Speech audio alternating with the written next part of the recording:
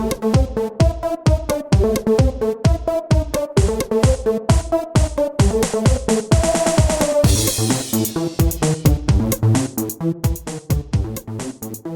this episode of Beyond the Bounce, I sit down with Texas Legends starting power forward Brandon Ashley to discuss his life growing up in the sport of basketball, how it led him to Arizona, some of his favorite moments, and what he expects from himself at the next level here in the NBA D-League.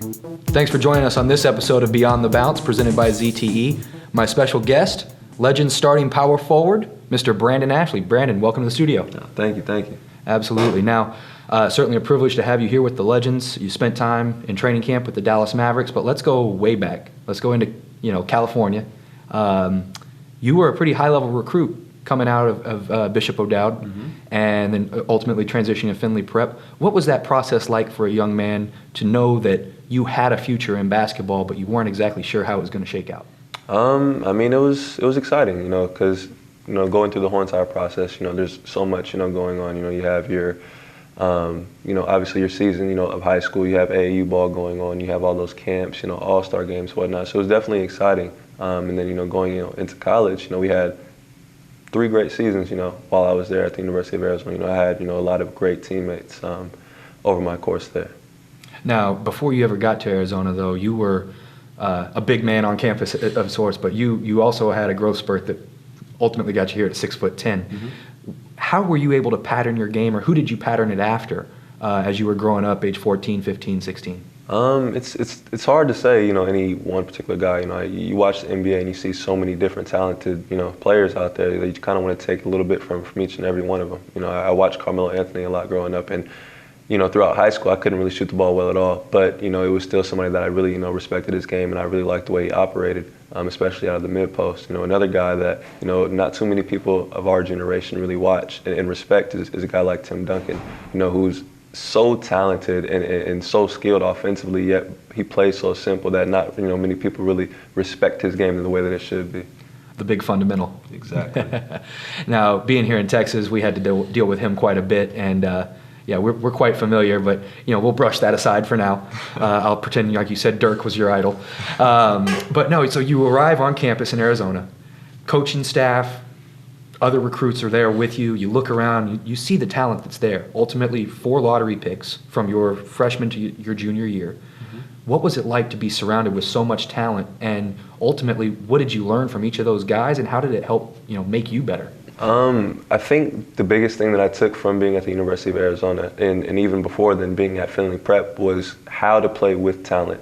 You play high school ball, and usually your team isn't necessarily the most amazing team out there. And let me not say that I didn't have any teammates. I had some really good teammates at Bishop O'Dowd. But getting to Findlay Prep and then to Arizona, you really learn how to play with guys that are playing at a really high level. So I think that was probably the biggest thing that I learned at that level. And learning to play with that type of talent, certainly the coaching talent at Arizona is some of the best in the country. As you progressed from your sophomore to your junior season, and you realized you were certainly on NBA radars, what did the coaching staff challenge you to do to give yourself an opportunity at the next level? I think one of the things that I've kind of always been told is that sometimes I can be a little bit too passive.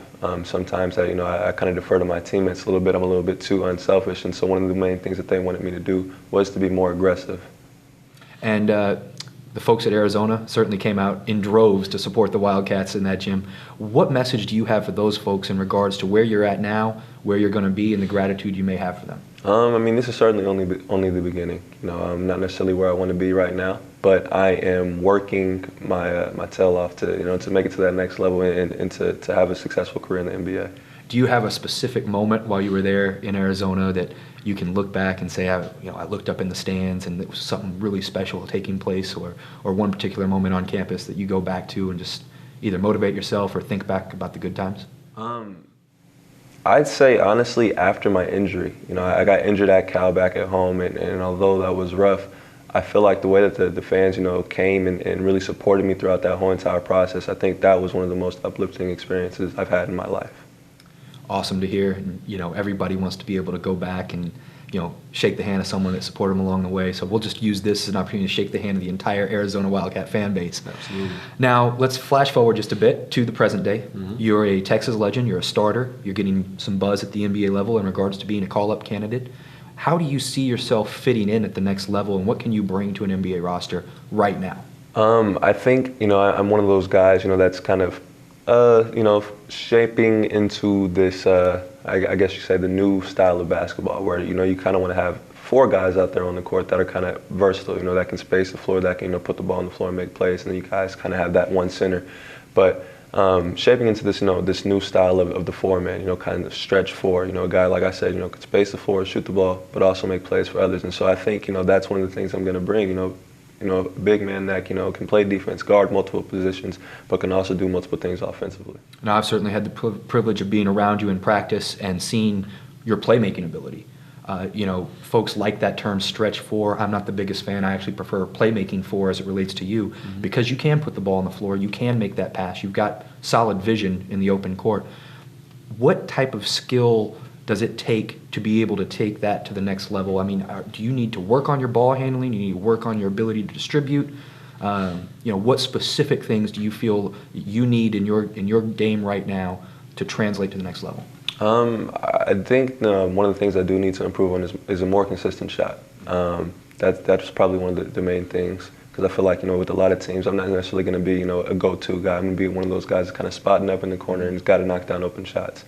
At the same time, when people do respect my shot, it makes it a lot easier to put the ball on the floor and to distribute plays. So I think, ball handling is another thing that I kind of need to improve on as well, and, better decision-making at times, because I do have a tendency to kind of force things that aren't necessarily always there in terms of passes and everything. And certainly as a young man, 21 years old, first time as a pro, those things will come naturally to you the more time you spend on the court, the more time you're in practice with Coach Van Exel and his staff. But let's look off the court, right? University of Arizona, prime college experience. I'm sure you guys are in some of the top tournaments each and every year. You're well represented everywhere you go. And now you're in the NBA D-League. A little bit different change of pace. What's that transition been like for you? It hasn't really been all that much of a difference. Besides the fact that you're not going to class every day and that, your schedule is kind of more your own. I feel like, as professionals, we take this seriously, and so we spend so much time in the gym or trying to get better that, that's really our main focus. And without that lack of classroom experience now, it's gone. You've got to fill your time other ways, and off the court as well. What are some of your favorite hobbies? Well, Black Ops 3 just came out pretty recently, so I spend a decent amount of my time on there. Other than that, something that might surprise a lot of people is I actually tend to read a little bit. And spend some of my time that way. And then I have a cousin that actually goes to school out here at SMU, so I spend a little bit of time with him as well. But yeah, I'm from California. We kind of like to remain laid back, kind of chill a little bit. Brandon Ashley going at his own pace, enjoying life, taking it as it comes in stride. Well, I'm going to throw something at you in our next segment. We're going to play a little small ball. I know you don't know what that means yet, but you'll find out soon enough. All right. We'll be right back on Beyond the Bounce. There's a new smartphone crashing the holiday party this year. The Axon by ZTE. Bold and sleek, in colors perfect for the season, with plenty of surprises wrapped up inside, like 32-bit hi-fi audio, vivid 4K ultra-high-def video, and a dual-lens autofocus camera. So why hang with the usual smartphone crowd this party season? Meet a fresh new face.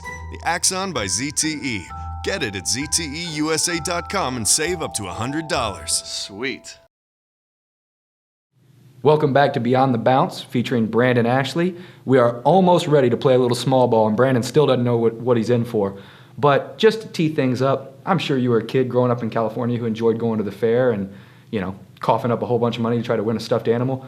You have one of your favorite moments, either using the Pop-A-Shot there or throwing a ball at milk cartons? Yeah, I'd say, maybe about a year ago, I went to the Orange County Fair with my girlfriend, and, me being the guy that I am, trying to, prove something, in a way. So I had to, try and win a stuffed animal, and I'd say it probably cost me about $40 to do so. All for that $5 stuffed animal. All for that. Well, I don't have a stuffed animal for you, but you can try to impress your Arizona fans who are watching, the Legends fans who are watching, just fans in general of the D-League, by winning small ball. Now, our current record holder was on last week. That was Sharon Collins. He's made 4 in 24 seconds. So I'm going to throw a shot clock up there behind us. All right. You've got to fire that little ball off the catapult and try to make as many in 24 seconds as possible. Are you ready? I'm ready. Welcome to small ball. We're going to kick things off as soon as you have it on the pedestal. 3, 2, 1. Brandon and Ashley is up and running. We've got 1. That's a good start. 1 before 20 seconds. But the rebound is the hardest part. For a big man like you, the rebounding should be the easy part. He's still trying, folks. That's 2. Halfway home. 12 seconds to go. No way. Get a third. You got a third. 7 seconds to go, Brandon. You're right there. Look for the tie. Nope. I hear Sharon shrieking. He's actually sweating right now. And that's the buzzer. No good. Look, you're not in bad company. Nancy Lieberman had 3. Delonte West had 3. Del Harris had 3. I mean, that's quality company to keep. You got a Hall of Famer in there. Yeah, but you know, I'm one of those guys. I'm really competitive. I like to win, so tying with people isn't really my thing. Well, let's go out and get some wins here with the legends while you're around. Folks at the NBA, get ready for the next call-up. His name's Brandon Ashley. Thanks for joining me today on Beyond the Bounce.